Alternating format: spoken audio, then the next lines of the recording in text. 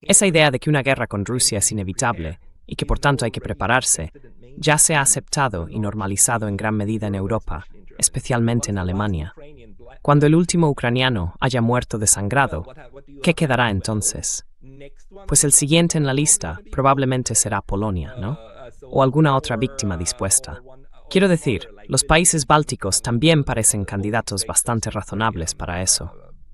Pero claro, siempre se hará de una forma que permita echarle la culpa a Rusia.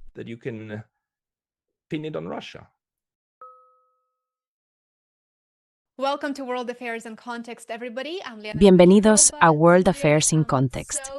Soy Lena Petrova. Hoy me alegra muchísimo volver a recibir en el programa a un buen amigo, el Dr. Pascal Lotaz.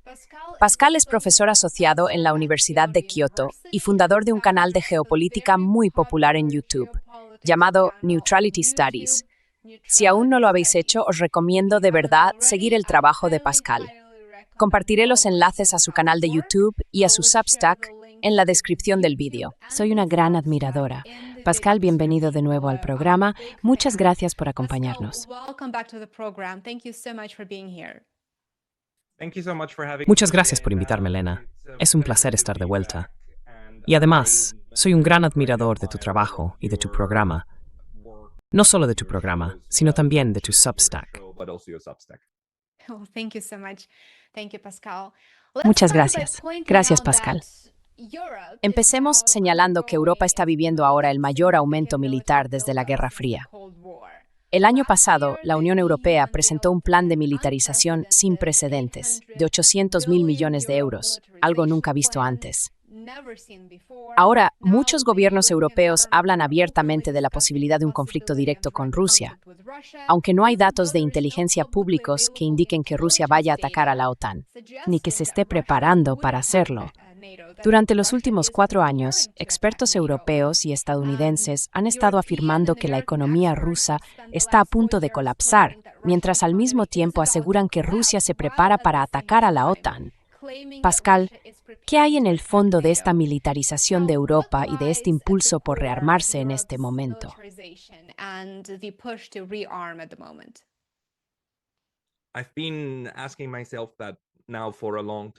Llevo mucho tiempo haciéndome esa pregunta, y hay un par de cosas. Una de ellas es, diría yo, una rusofobia muy arraigada. Eso sin duda es una. Quiero decir, sobre todo en Alemania, también en Francia y en el Reino Unido, pero especialmente en Alemania, hay una insistencia constante por parte de algunas personas en querer tener a Rusia como enemigo. Y bueno, rusofobia en ese sentido no es en realidad una palabra muy adecuada. Por desgracia, no tenemos una mucho mejor, porque fobia implica miedo, un miedo a Rusia. Pero no es miedo, es odio. Así que yo usaría rusofobia en el sentido de odio hacia los rusos. Y de verdad te lo digo, tuve esa experiencia cuando volví a Suiza en febrero. Y claro, Suiza no es Alemania, pero también hablamos alemán, ¿no? Quiero decir, estaba en Zúrich, en la parte germanoparlante.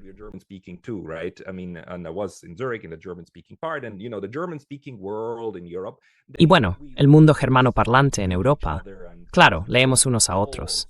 Y Suiza es demasiado pequeña como para tener, digamos, su propia cultura periodística y todo eso. Así que, por supuesto, dependemos mucho de lo que viene de Alemania. Y por eso hay corrientes muy parecidas también dentro de Suiza. Diría, eso sí, que aquí hierve a un nivel mucho más bajo.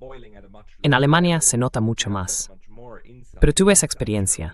Estaba dando una charla, hablando simplemente de por qué necesitamos reforzar la neutralidad. Vamos a tener un referéndum sobre eso en septiembre u octubre, para decidir si queremos fortalecer nuestra neutralidad. Y parte de eso sería dejar de imponer sanciones a otros países, porque las sanciones son, en sí mismas, una forma de guerra. Y de eso estaba hablando, de la importancia de dejar de sancionar a otros países. Hay una persona en la sala, se voy a decir, no puedes escuchar esta basura prorrusa.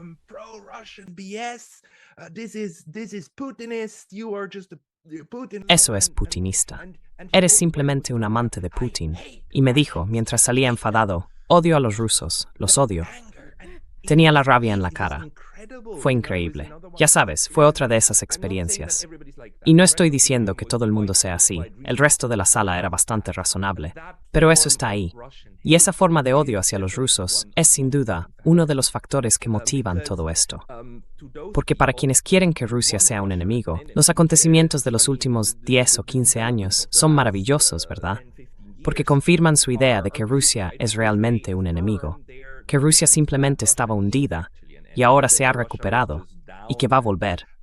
Y ahora se sienten legitimados para odiar, para militarizarse y para armarse contra Rusia, ¿no?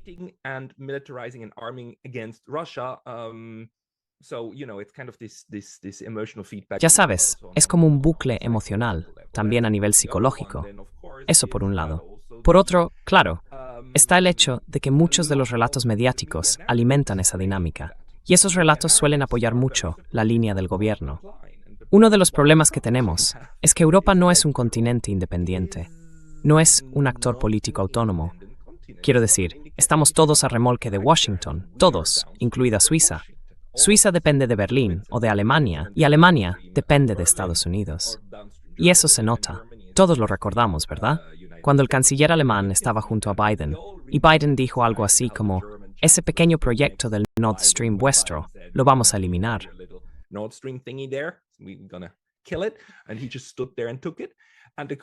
Y él simplemente se quedó ahí y lo aceptó. Y el actual canciller, aún más. Y ahora, Europa está pegándose un tiro, no solo en un pie, sino en los dos, con su política de seguridad energética. Porque nunca, jamás, van a querer volver a hablar con Rusia sobre seguridad energética. Están encantados de depender al 100% de Estados Unidos, sobre todo ahora que el estrecho de Hormuz, y no solo el estrecho, sino todo el flujo de energía desde Oriente Medio, prácticamente ha desaparecido. Y van a aumentar esa dependencia, aunque eso signifique pagar 3, 4 o 5 veces más. Aunque eso implique desindustrializarse y que muchas de sus industrias dejen de ser viables.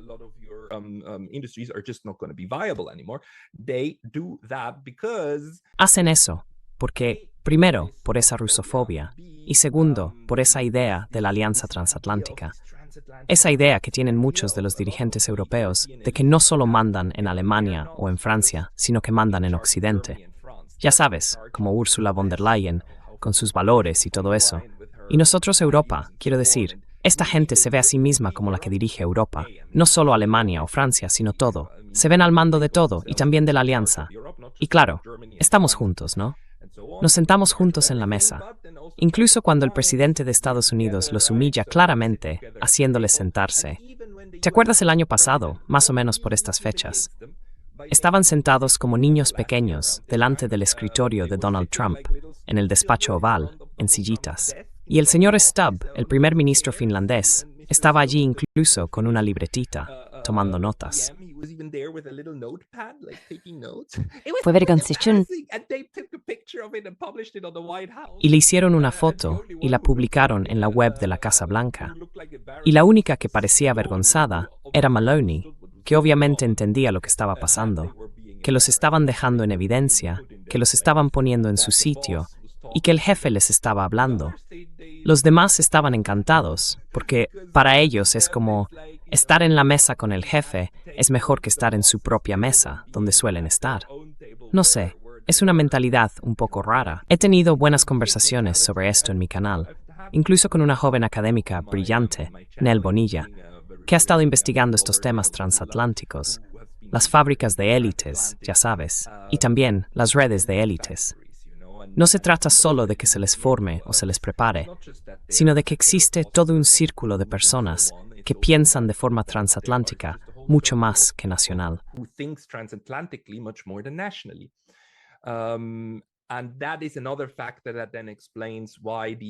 Y ese es otro factor que explica por qué este grupo de élites quiere aferrarse, pase lo que pase, no solo a este plan, sino a toda la vida que han construido, al mundo que han creado, y en el que saben que pueden moverse dentro, ¿no? Como el señor Merz, que fue ascendiendo a través de esos jóvenes líderes, y en fin, todo eso, hasta llegar a puestos de director ejecutivo, a BlackRock, y luego a la Cancillería de Alemania. Y probablemente ahora esté pasando algo parecido con Annalena Baerbock. que fue ministra de Asuntos Exteriores de Alemania, y ahora está en la ONU, en Nueva York. Eso es un poco aparte, pero aún así muestra cómo se colocan y se apoyan entre ellos. Igual que ahora tenemos a un ex primer ministro de los Países Bajos como jefe de la OTAN. En fin, ya sabes, van y vienen entre ellos.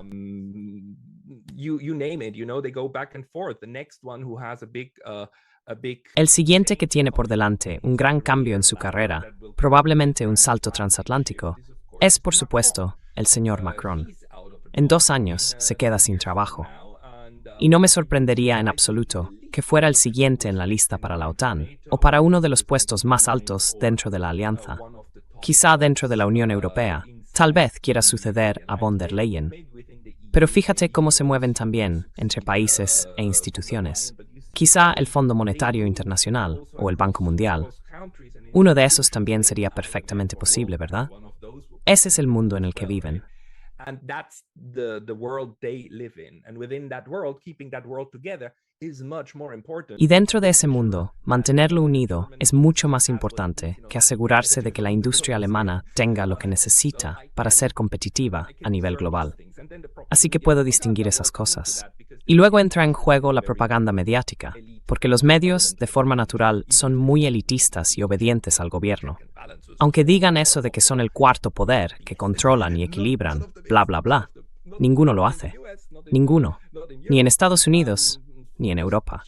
Y para ser completo, tampoco en China, ni en Rusia, ni en Japón. El entorno mediático en su conjunto nunca se opone realmente a lo que hace el gobierno nacional, solo de vez en cuando contra algunas personas o casos concretos, y poco más. Sporadically against individuals and a few and so on. There they have pinpricks and whatnot. Tienen pequeños pinchazos y cosas así, pero no un bloqueo total. Así que seguirán adelante y blanquearán y lavarán las prioridades políticas a través de un proceso de, por supuesto, años y años de informes y de encuadres, incluso cuando eso signifique blanquear un genocidio en Gaza, como si fuera una forma de defensa propia, incluso cuando signifique eso. Volverán, y dentro de 20, 25, 30 años, habrá, ya sabes, estudiantes de doctorado que escribirán tesis sobre ello, y habrá un ajuste de cuentas. Hicimos esto, hicimos aquello, pero para entonces ya habrá pasado, ya estará hecho. Y eso es lo que hace la prensa. La prensa se asegura de que lo que toca ahora, las prioridades del momento, puedan salir adelante. Y eso es lo que hacen. Can happen, and that's what they do.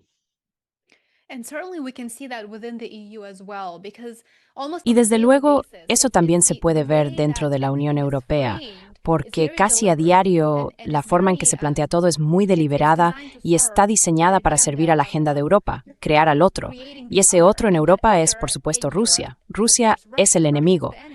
Así que todo se presenta de esa manera, incluso el régimen corrupto e ilegal de Ucrania, el régimen de Zelensky, se muestra como un gobierno democrático, como uno apoyado por su pueblo. Pero cuando hablas con la gente ucraniana, te das cuenta de que no solo carece de apoyo, sino que además no sirve realmente, no representa a los ucranianos en este momento, y no lo ha hecho desde hace años, porque la población ucraniana está, en efecto, cansada de la guerra.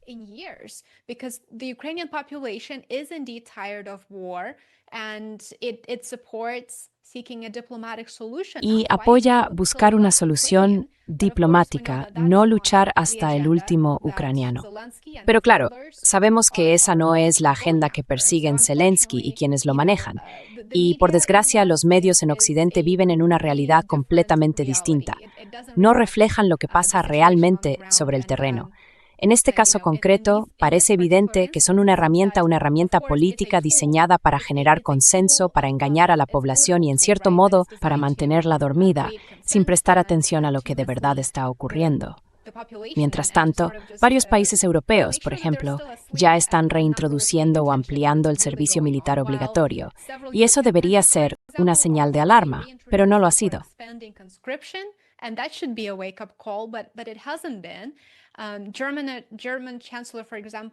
El canciller alemán, por ejemplo, está diciendo ahora que va a hacer todo lo necesario para asegurarse de que Alemania esté preparada para la guerra en el año 2029. Incluso ha prometido convertir a la Bundeswehr, el ejército alemán, en el más fuerte de Europa. lo que evidentemente nos recuerda ciertos precedentes históricos, muy trágicos. Y además, hasta donde yo sé, los hombres alemanes de entre 17 y 45 años deben ahora solicitar la aprobación de la Bundeswehr para estancias en el extranjero que duren más de 3 meses. Así que eso es un cambio realmente impactante.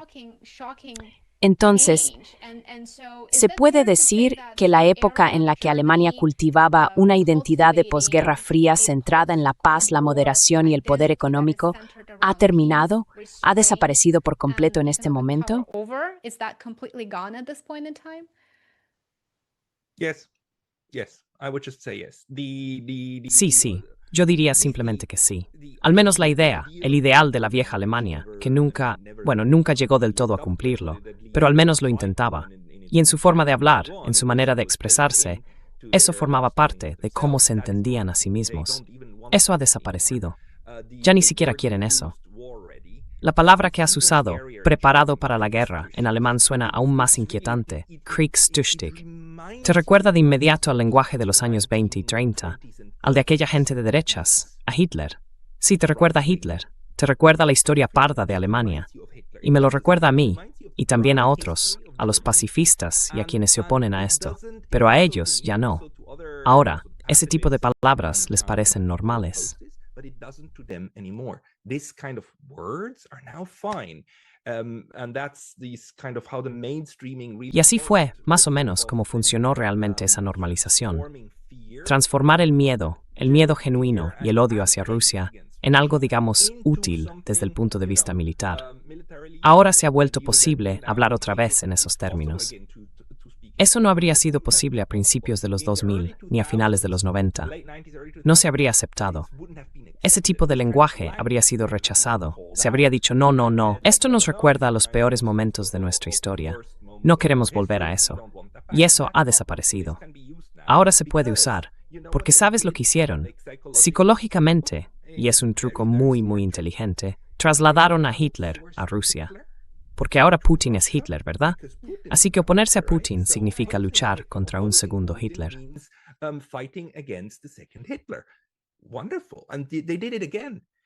Maravilloso. Y lo hicieron otra vez. Externalizaron a los nazis hacia Palestina. Los nazis son Hamas, ¿verdad? Así que luchar contra Hamas y apoyar a Israel para que luche contra Hamas significa luchar contra tu propia historia morena.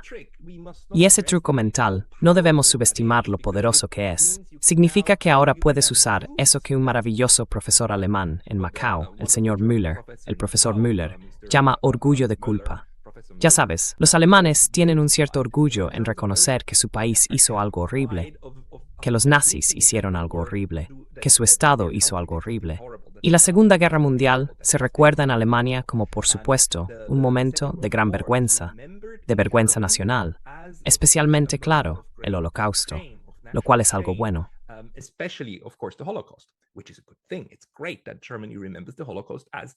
Está muy bien que Alemania recuerde el Holocausto como algo extremadamente terrible. Y hay un monumento precioso en el centro de Berlín para recordarlo, para conmemorar a todas las víctimas del Holocausto. Pero hoy en día está tan interiorizado que si puedes usar eso y proyectarlo sobre otros, entonces se convierte en algo útil para justificar tu propia remilitarización. Porque no te remilitarizas para ser Hitler otra vez. Lo haces para luchar contra Hitler. Y esa es la lección que los alemanes sacaron y que gran parte de Europa dijo que había que sacar de la Segunda Guerra Mundial. Nunca más. Pero ahora, ese más ya no se refiere a ellos, sino a los demás. Se refiere a Hamas en Palestina. Se refiere a Rusia. Se refiere a Putin en Rusia. Y ahí lo tenemos. La historia retorcida y puesta del revés. Pero en mi opinión, eso es lo que está ocurriendo ahora mismo.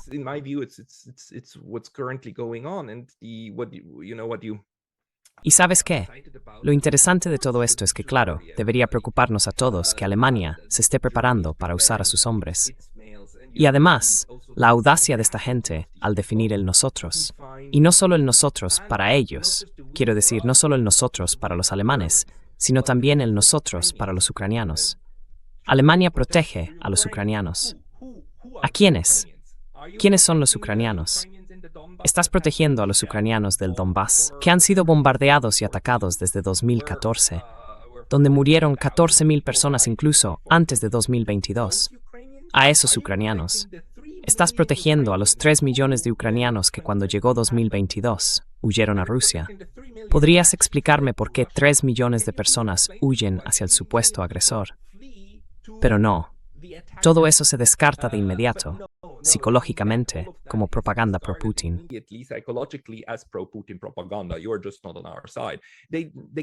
Simplemente no estás de su lado.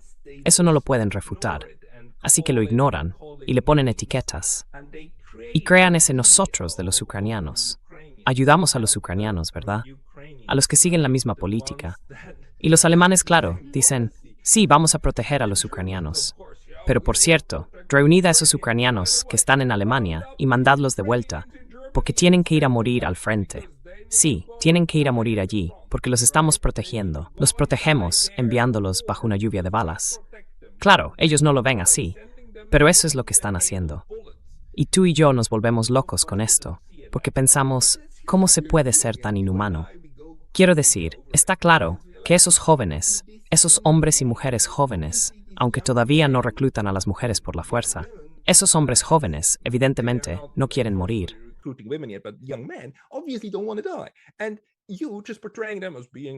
Y tú los estás presentando como si fueran egoístas. ¿Qué clase de persona eres? Merz, belicista, hitleriano, sentado ahí diciendo a los jóvenes ucranianos que huyeron de su país porque no quieren morir, que deben volver para morir, y luego llamas a eso la defensa de Ucrania, o el apoyo a los ucranianos. Si dentro de 50 años explicamos esto, todo el mundo se llevará las manos a la cabeza y pensará, ¿cómo fue posible? Pero pasa una y otra vez.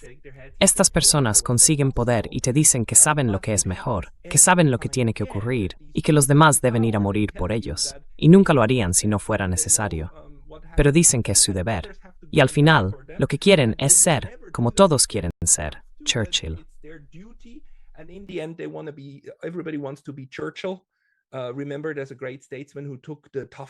Recordemos que hubo un gran estadista que tomó decisiones difíciles en el momento justo, que mantuvo el barco a flote en plena tormenta. Eso es pura y absoluta arrogancia, y por desgracia, ellos también han caído en lo mismo. Incluso en Alemania, una buena parte de la población no quiere seguir ese camino. El problema que tenemos, y es un problema sociológico, es que también en Ucrania, el señor Zelensky fue elegido en 2017 con un 70% de votantes que se oponían a la guerra con Rusia. Decían, necesitamos un presidente de la paz, alguien que arregle esa relación. El problema es que un 70% que quiere la paz no basta. Un 30% que quiere la guerra es suficiente. Incluso un 20% puede bastar para arrastrar a los demás. Sobre todo si esas personas tienen acceso a armas y a medios y métodos de agitación. Y los tienen.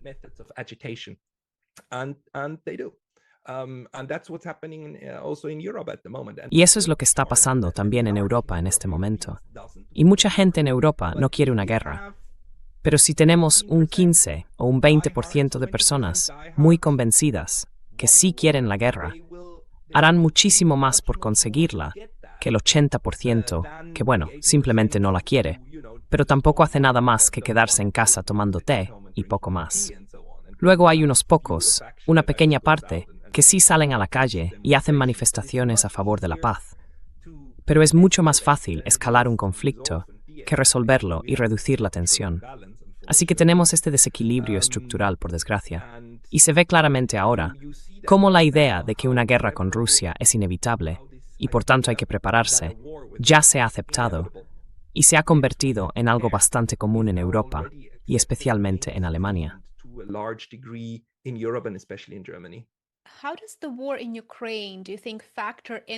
¿Cómo crees que influye la guerra en Ucrania en este plan? Porque a mí me da la impresión de que Boris Johnson saboteó las negociaciones de paz entre Estados Unidos, Ucrania y Rusia, y todo el mundo lo sabe. Y ahora parece que la Unión Europea está financiando, de hecho, al régimen de Zelensky, que está implicado en una corrupción sin precedentes y en violaciones y abusos de derechos humanos también sin precedentes dentro de Ucrania, con el objetivo de usar esa guerra por delegación para ganar tiempo hasta que la Unión Europea esté completamente rearmada y preparada para enfrentarse a Rusia. ¿Crees que ese argumento tiene alguna validez?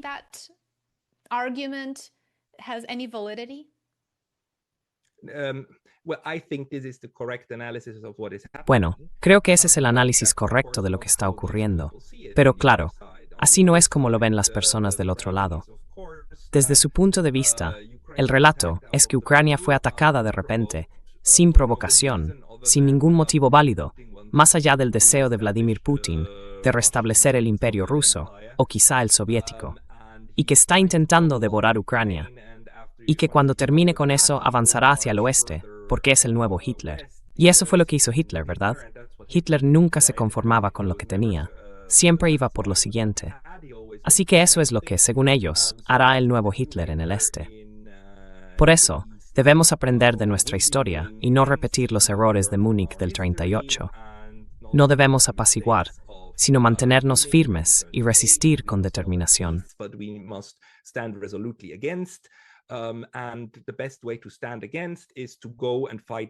Y la mejor manera de oponerse, según ellos, es ir y luchar en la guerra del Este. Pero dentro de esa forma de pensar, claro, no pueden entender que luchar en el Este nos recuerda a todos el Frente Oriental. Nos recuerda lo que hizo Alemania hace 80 años. Pero ellos no lo ven así. Y de hecho, si les acusas de ser hitlerianos, te demandan. Se sienten tan, quiero decir, Merz y los demás no aceptan ningún tipo de crítica de ese estilo. De hecho, en Alemania está prohibido. No se puede llamar nazi a alguien, te pueden demandar por eso. Pero por supuesto, sí se puede hacer con Vladimir Putin. Eso está socialmente aceptado. Ahora bien, si llamas a Merz el nuevo Hitler, entonces te demandan.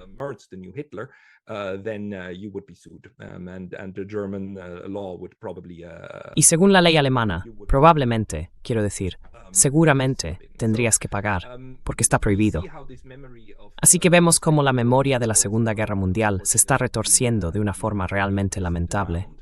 Y el caso de Ucrania, por supuesto, vuelve a ser extremadamente brutal, absolutamente brutal. Y para mí, ellos son las mayores víctimas de todo este entramado. Por un lado, sí están muriendo por las balas y los drones rusos, pero los están empujando hacia eso.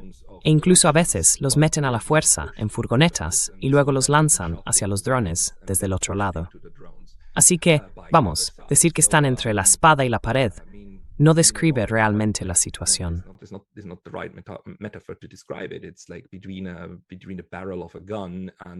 Es como estar entre el cañón de un arma y la porra de un matón, ¿verdad? Que todos estos, sobre todo los hombres, ahora tienen que ir y morir. Y lo más enfermizo es que los europeos están estudiando esto, intentando aprender las lecciones de Ucrania. Cómo preparar a nuestras sociedades para ser más eficientes, al final, en llevar a nuestros jóvenes al infierno de las balas. Porque ya sabes, son esas trincheras, esas etapas, ¿no? Y cuando el último ucraniano haya muerto desangrado, ¿qué te queda? Pues el siguiente en la lista probablemente será Polonia, ¿verdad? O quizá otro país dispuesto a ser la víctima. Quiero decir, los países bálticos también parecen bastante razonables para eso.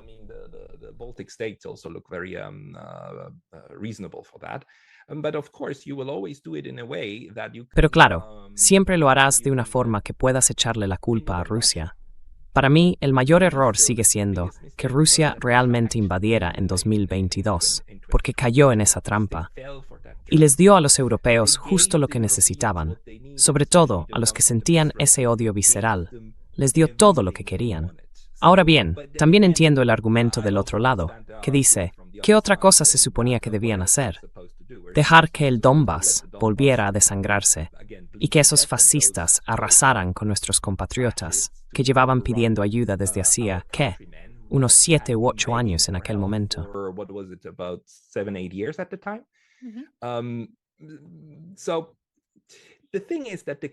La cuestión es que la complejidad de este problema, la complejidad del conflicto, en el bando occidental del conflicto, se simplifica y se distorsiona hasta un punto que sinceramente hace mucho daño. Y no ocurre solo en los medios de comunicación. también pasa en el mundo académico. En muchas universidades europeas, mantener una conversación como la que estamos teniendo ahora sería muy, muy difícil. No sé si lo has oído, pero ahora mismo un centenar de académicos ha firmado una carta oponiéndose o criticando los libros de Iván Kachanovsky. Creo que tú también tuviste al profesor Kachanovsky en tu programa. I think you had Professor Kachanovsky on your show as well, right? I did several times, and he's Sí, lo an hice varias veces. exceptional, È un accademico e poeta escritor excepcional que reveló lo que realmente ocurrió en 2014. Animaría a todo a leer lo que dicen los libros publicados y publicados. to find out what actually happened. Yes. Yeah, he wrote two very important books, one of course being about the Maidan. Escribió dos libros muy importantes. Uno de ellos, claro, sobre el Maidán. Y se centraba en las pruebas forenses.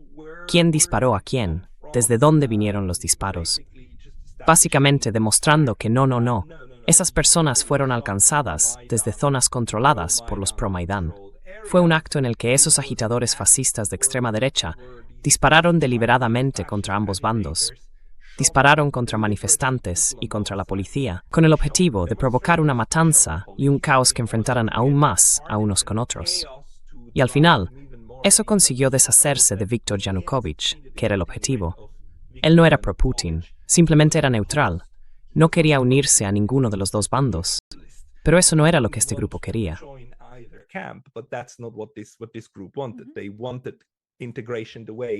Querían una integración, de nuevo como el resto de Europa, que está unida de la mano, como suele decir John Mearsheimer, con Estados Unidos.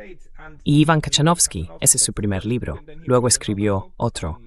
Además, tuvo la gran idea de conseguir financiación para que fueran de acceso abierto, así que cualquiera puede descargarlos en PDF. El segundo libro trata sobre los orígenes de la guerra de Ucrania, y ahí básicamente construye, a partir de fuentes fiables, la narrativa histórica en la que tú y yo también nos basamos y con la que otros están trabajando, para decir algo así como: mirad, el problema no es que haya un Hitler en el Kremlin. El problema es el desarrollo de los últimos 20 años de expansión de la OTAN y lo que eso provocó dentro de Rusia, y el tira y afloja que acabó llevándonos a esta situación.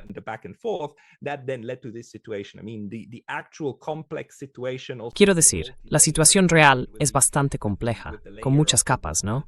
Está la del Donbass y el aspecto de la guerra civil que estalló después de 2014. Está la cuestión de la expansión de la OTAN, el tema de la guerra por poderes. En fin, una narrativa con múltiples niveles sobre lo que realmente ocurrió y llevó a todo esto, y no una versión simplista. Pero ahora han reunido a 100 académicos de prestigio, con doctorado, de Europa y de Estados Unidos, que firmaron una carta denunciando al señor Kachanovsky, al profesor Kachanovsky, y siempre refiriéndose a él como profesor a tiempo parcial Kachanovsky, repitiéndolo así, con ese tono de menosprecio. Y luego, eso se publicó en la Ukrainska Pravda, ¿verdad?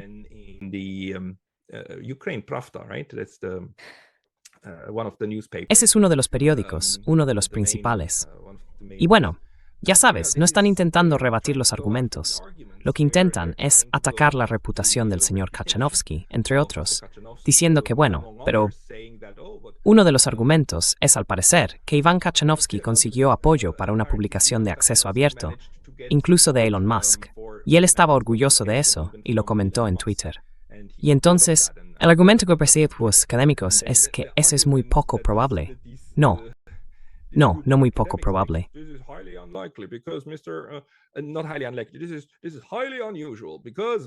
Esto es muy inusual, porque el señor Musk es sudafricano-estadounidense, nació en Sudáfrica, así que si hace filantropía, debería hacerlo en proyectos de investigación relacionados con Sudáfrica.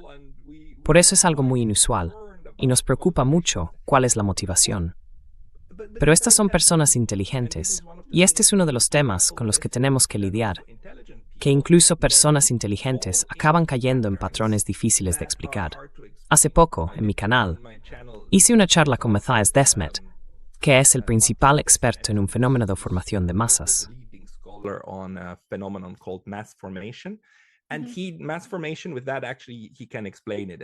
Y con la formación de masas, él puede explicarlo diciendo algo así como: mira, Cuando se da ese proceso en el que todo un grupo de personas queda atrapado por una ideología, y no tiene por qué ser solo el comunismo o algo así, puede ser una ideología como la que vivimos durante el coronavirus, cuando todo el mundo tenía que ponerse la vacuna para que todos estuviéramos a salvo. Nadie está a salvo hasta que todos lo estén, y cosas por el estilo. O ahora, la histeria bélica que ha atrapado a la población. Cuando eso ocurre, incluso las personas más inteligentes ven limitada su capacidad de pensar más allá de las necesidades inmediatas de la ideología, del relato. Y en eso también caen personas muy inteligentes. Así que ya estamos dentro de ese fenómeno. Ya no podemos evitarlo. Estamos dentro. We cannot avoid it anymore. We are inside it. The thing we can hopefully avoid is that it Lo que ojalá podamos evitar es que esto llegue al extremo absoluto. Cuando las formaciones de masas siguen su curso lógico, suelen acabar en algo parecido a un genocidio, porque la gente se radicaliza tanto que dentro del propio grupo empieza a dirigir las armas no solo hacia afuera, sino también hacia adentro, contra el enemigo interno. Y entonces ocurre algo como lo que pasó en Camboya, donde los camboyanos mataron al 25% de su propia población, Pol Pot y todo aquello. Porque ya sabes, el simple hecho de no producir suficiente arroz se consideraba una prueba de que estabas en contra de la buena revolución. Eras un enemigo porque no habías producido lo suficiente. Por tanto, debías ser castigado como un enemigo. Ese es, digamos, el punto final natural de ese proceso.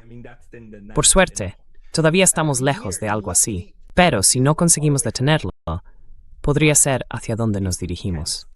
That's where it might be going. Es interesante porque creo que el ambiente de militarización en Europa está alcanzando un nuevo nivel de locura. Alemania planea construir el ejército europeo más fuerte para el año 2030. Y además has mencionado a Polonia, y me alegra mucho que lo hayas hecho, porque Polonia se está consolidando como un socio cada vez más firme dentro de la OTAN. El presidente polaco, Duda, dijo que Polonia ya está preparada para acoger tropas estadounidenses que podrían trasladarse desde Alemania. Polonia también se está posicionando como un centro principal de la OTAN en Europa del Este. Y sé que hay bastante competencia entre Polonia y Alemania.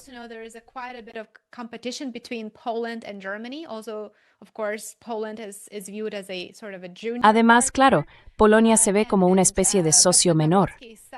Pero Nawrocki quiere cambiar eso, al menos en parte.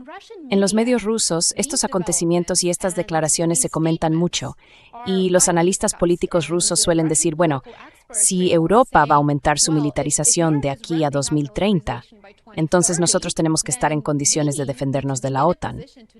Y está claro cuando se les escucha que no hay ningún deseo de entrar en guerra con la OTAN por parte de los rusos, porque lo ven como una agresión, que de hecho lo es. Si uno observa con objetividad, se puede ver claramente que se trata de una agresión.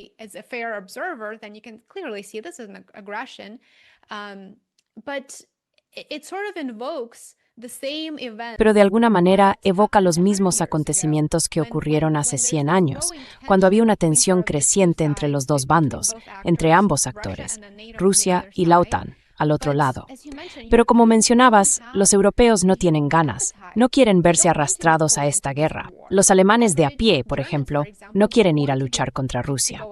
Así que, ¿qué herramientas crees que utilizarán la Unión Europea y el liderazgo político alemán para cerrar esa brecha y asegurarse de que su discurso belicista, su ánimo de militarización y su campaña vayan por el camino que ellos consideran correcto y que cada vez más gente empiece a sumarse a ello?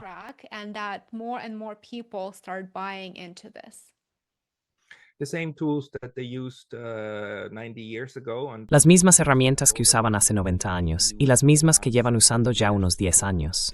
El miedo. El miedo a Rusia. Por un lado, miedo real, no solo una fobia, no odio. Sabes, este tipo de formación de masas, como otras, también se basa en crear afirmaciones que se excluyen mutuamente, pero que los creyentes deben aceptar al mismo tiempo. Con el coronavirus pasó eso, la formación de masas del coronavirus. Tenías que creer dos cosas a la vez, ¿verdad? Que la vacuna te protege, que si te la pones estás a salvo, y al mismo tiempo, que si no todo el mundo se vacuna, podríamos morir todos. Son afirmaciones que se contradicen, ¿no? O estás protegido o no lo estás. Pero tienes que creer ambas al mismo tiempo.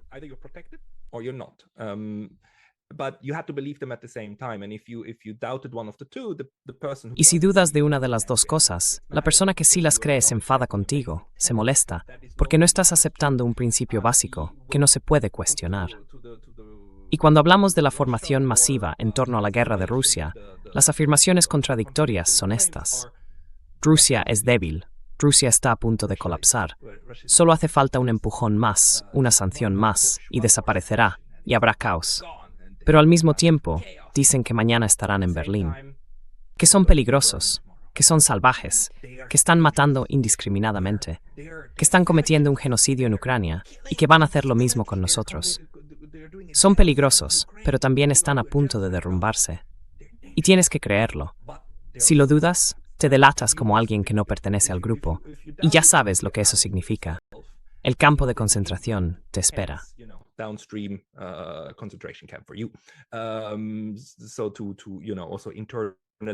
Así que, también se trata de segmentar internamente a los creyentes de los no creyentes. ¿A dónde quería llegar con esto? Sí, a los mecanismos que utilizan. Van a seguir reforzando esos mecanismos de miedo y de odio al mismo tiempo. Y el señor Goebbels, ya sabes, de entre todos, nos lo explicó allá por finales del 45, cuando fue detenido. Creo que por el Ejército Rojo, o quizá fueron los estadounidenses, ya no estoy seguro. Pero luego tuvimos los juicios de Nuremberg, ¿verdad? Y en esos juicios, el señor Goebbels llegó a explicar, en un momento dado, que claro, la mayoría de la población no quiere ir a la guerra. Es lógico, nadie quiere morir. Tiene todo el sentido. Pero según él, es responsabilidad de los líderes asegurarse de que se cumplan los objetivos nacionales.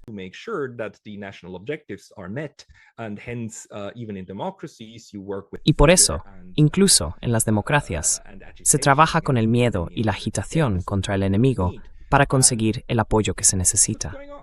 ¿Qué está pasando? Pues exactamente eso.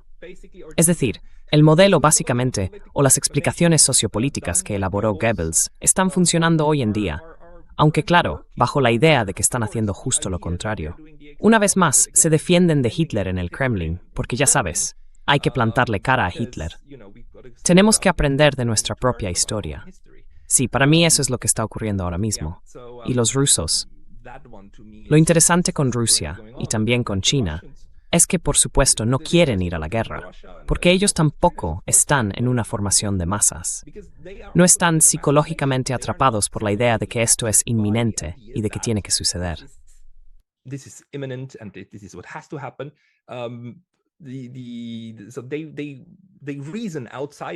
Así que ellos razonan fuera de eso, fuera de la locura. Pero en Europa, razonamos desde dentro de la locura, mientras afirmamos que eso, por supuesto, es la realidad. Y luego acusamos de locos a quienes no razonan dentro de ese marco, ¿verdad?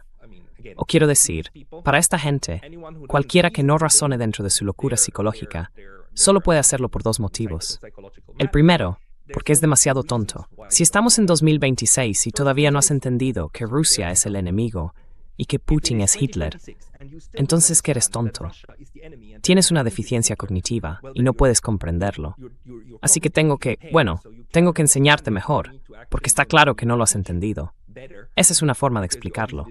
La otra es que eres malvado, porque quieres apoyar a Rusia.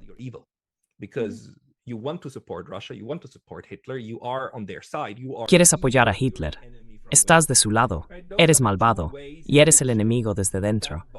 Esas son las dos formas en que esa burbuja puede mantenerse limpia y explicar por qué hay gente que se le opone. Y con eso puedes sellar completamente la burbuja, de forma hermética, porque ya tienes una explicación perfecta de por qué existen esas personas que la cuestionan. Y entonces sigues adelante, convencido de que estás en el lado correcto de la historia, dentro del sistema de creencias de la burbuja. Igual que, en su momento, ponerse la vacuna era la prueba de que estabas en el lado correcto de la historia, porque hacías el sacrificio. Al final, ir al frente, trabajar para el ejército y luchar contra Hitler en el Kremlin será otra vez la prueba de que estás en el lado correcto de la historia cuando se trata de la psicosis de guerra.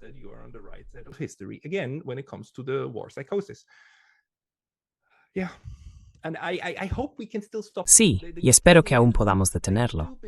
Lo bueno es que espero que Rusia entienda lo que les está pasando a los europeos, porque no se les puede tratar del mismo modo en que ellos se tratarían a sí mismos. De nuevo, si los rusos piensan, ¿cómo actuaría yo si estuviera sentado en Berlín? Esa es la pregunta equivocada. Porque seguirías asumiendo que eres un actor racional y evaluarías a Rusia según lo que realmente está ocurriendo, cuando en realidad esa no es la forma en que se hace la evaluación. La evaluación parte de una visión del mundo muy distorsionada. Y espero que a estas alturas Rusia también, y quizá China y otros, lo entiendan y elaboren estrategias para enfrentarse a eso.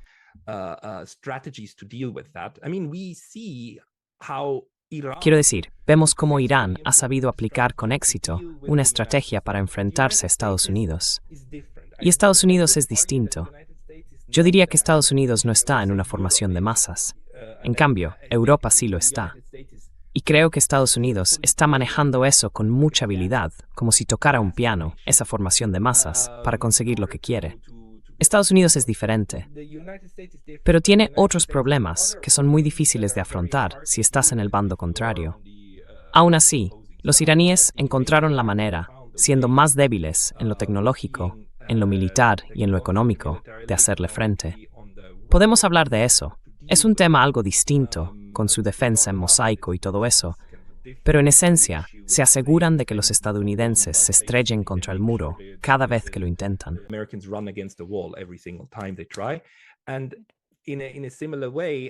Y de una forma parecida, espero que Rusia esté ahora elaborando estrategias para afrontar esa formación de masas como lo que es, una formación de masas. Porque claro, hay que tener en cuenta que se trata de una psicosis que viene del otro lado. Y esa psicosis puede durar 15 o 20 años. Por eso hay que pensar bien las estrategias. Pero por supuesto, es una situación muy difícil, sobre todo porque nadie quiere ese tipo de matanza, ni en su propio bando, ni en el contrario. Esa es otra cosa sobre Rusia. No quieren matar europeos, no quieren matar ucranianos. Lo hacen porque sienten que deben hacerlo. Y por eso es importante eliminar ese deber de la ecuación, para poder rebajar la tensión y con suerte también sanar ese momento de formación de masas por el que está pasando Europa.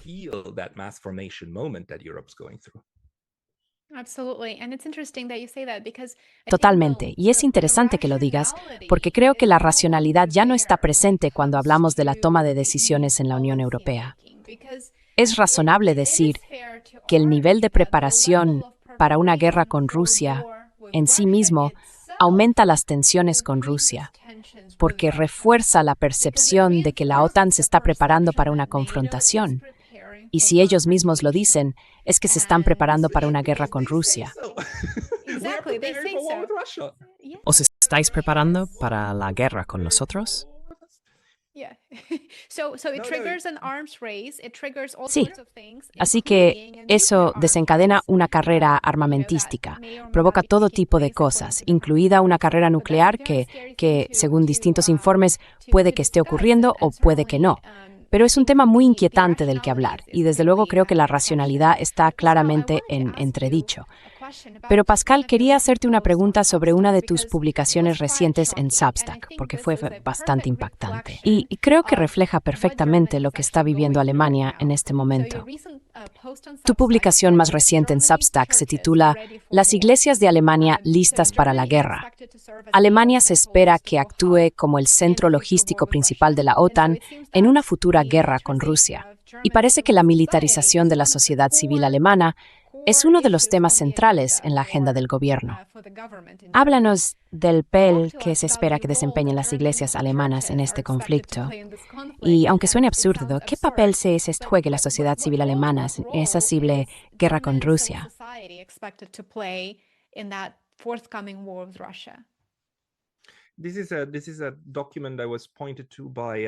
Este es un documento al que me remitió Ulrike Geroth, la doctora Ulrike Geroth, una de las intelectuales públicas más destacadas de Alemania. Hace un par de años aparecía en muchos programas de debate, hasta que básicamente se convirtió en una disidente. Era una figura muy querida por el establishment mediático, hasta que se volvió una auténtica disidente, porque es intelectualmente muy honesta. No se retuerce para encajar y se mantiene fiel a su propio análisis, y a día de hoy ha sido marginada. También la expulsaron de su universidad con acusaciones absurdas. Pero eso es otra historia. En su última conversación conmigo, me señaló que había recibido un folleto de... Bueno, es una comunicación interna.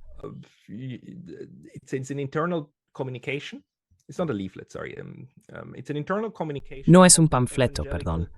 Es una comunicación interna de las iglesias evangélicas en Alemania, que creo que tiene unas 26 páginas o así. Explicaba cómo deberían actuar ahora las iglesias, y no solo la evangélica, sino también desde un enfoque ecuménico. Ecuménico significa, claro, entre distintas iglesias. Quiero decir, dentro de las iglesias evangélicas hay varias denominaciones, ¿no? Y luego están los católicos y demás. Y si juntas todo eso, se llama algo así como colaboración ecuménica o cooperación entre distintas iglesias cristianas.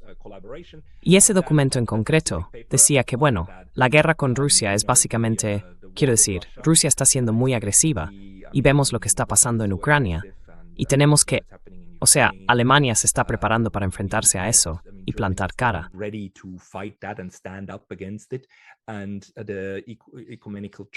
Y el enfoque de las iglesias ecuménicas tiene que ser apoyar eso, porque cuando empiece la guerra, claro, va a provocar la muerte masiva de soldados alemanes, hombres y mujeres, y entonces los padres van a necesitar orientación.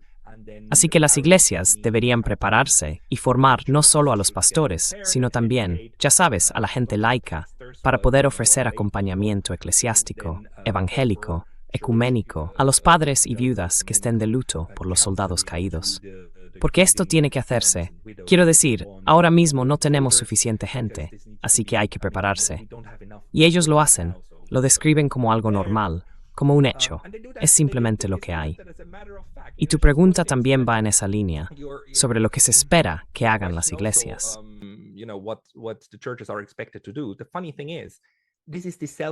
Lo curioso es que esto es una expectativa interna de la propia iglesia, de la gente que trabajaba en ese documento y en esa estrategia. Ya sabes, 20 personas en una sala discutiendo qué está pasando. Y ahí se ve que es un fenómeno sociológico. No es que el canciller Merz haya pulsado un botón y dijera, iglesias, por cierto, preparaos. No, lo hacen ellos mismos. Ahora esa conciencia se ha ido filtrando poco a poco. Es como con el coronavirus. La conciencia del virus, la conciencia del problema, ha ido calando en las iglesias y en instituciones que uno pensaría que deberían ser, por naturaleza, inmunes a este tipo de tonterías.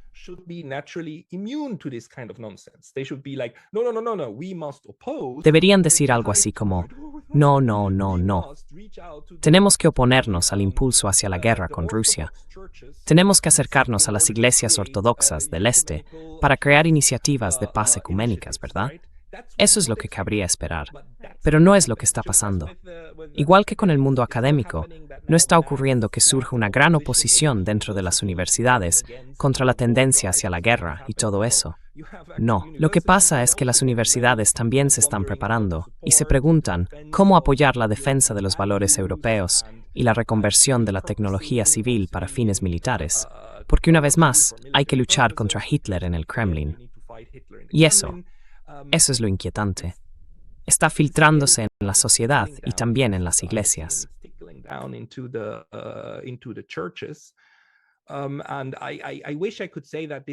Y ojalá pudiera decir que esto no es, ya sabes, que esto es solo cosa de unos fanáticos, pero no me lo parece. Además, es un documento muy aburrido. Es, ya sabes, muy aburrido de leer. Pero precisamente eso lo hace más auténtico, en el sentido de que refleja cómo la sociedad se está preparando ahora.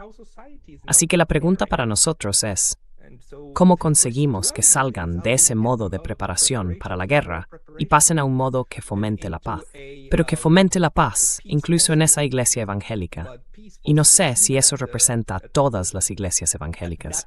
No sé si se hace a nivel nacional o si es solo un documento más de entre muchos que ahora quieren difundir y usar como un texto estratégico.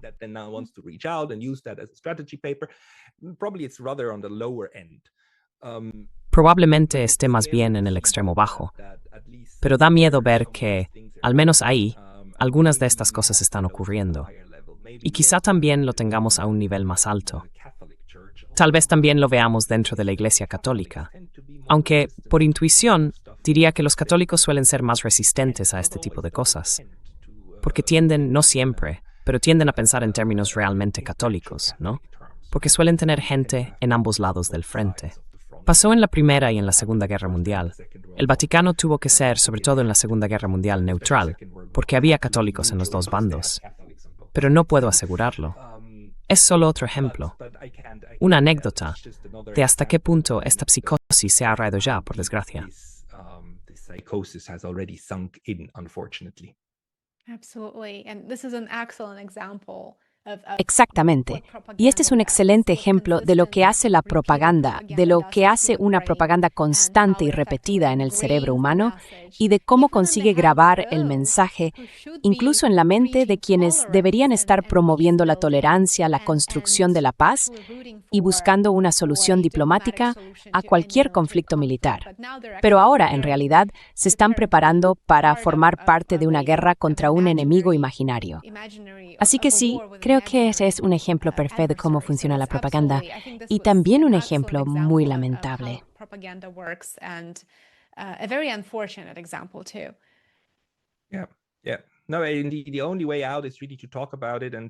La única salida, de verdad, es hablar de ello y tratar también de alertar a esta gente de que quizá estén interpretando mal el momento. Claro, desde su punto de vista, somos nosotros los que lo interpretamos mal, porque según ellos, Vladimir Putin solo entiende el lenguaje de la violencia. Es literalmente la jerga que usan. Los rusos solo entienden la violencia. Por tanto, debemos prepararnos, porque no tenemos otra opción, ¿verdad? Los rusos no nos dejan otra opción. El Hitler del Kremlin no deja otra opción. ¿O habrías intentado negociar con Hitler en 1939, cuando eras Polonia? ¿Lo habrías intentado? Eso es literalmente lo que te dicen. Siempre sacan a Hitler. Es como, ¿habrías hablado con Hitler? Sí. La cuestión es cómo sacarlos de ese marco mental. ¿Cómo?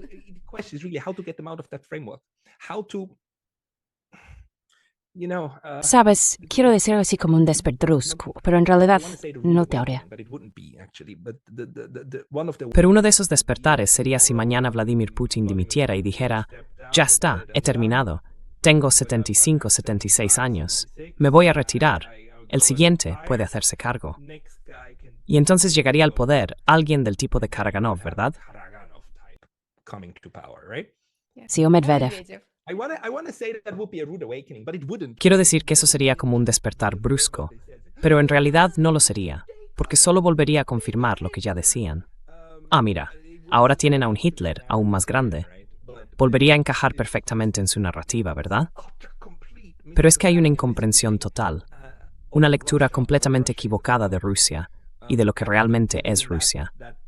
Y dentro de ese marco, de esa dinámica, claro, también se desanima cualquier tipo de estudios rusos o de intento de trabajar en esa línea. Los únicos estudios sobre Rusia que hoy se fomentan son los que llegan a la conclusión de que Rusia es el enemigo, ¿no? Así que otra vez, ese bucle que se refuerza a sí mismo.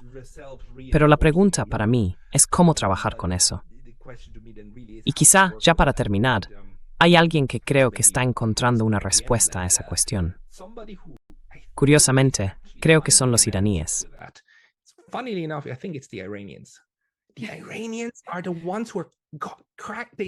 Los iraníes son los que están consiguiendo abrirse paso con esos vídeos de Lego y con sus tweets provocadores en Twitter.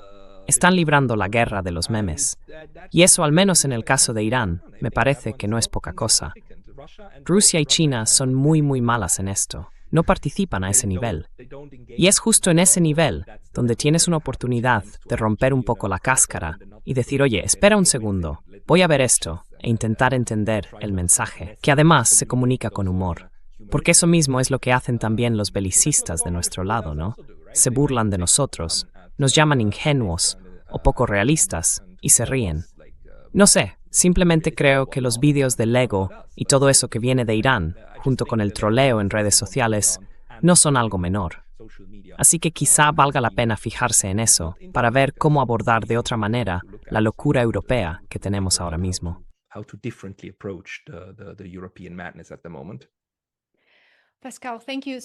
Pascal, muchísimas gracias por acompañarnos. Siempre es un placer charlar contigo. Seguid a Pascal en su canal de YouTube y en su Substack. Son fantásticos, de los mejores que hay. Y Pascal, espero tenerte de nuevo en el programa muy pronto. Thank you, Lena. Gracias, Lena. Tengo muchas ganas de hablar contigo en mi canal la próxima vez, por favor. Time, please.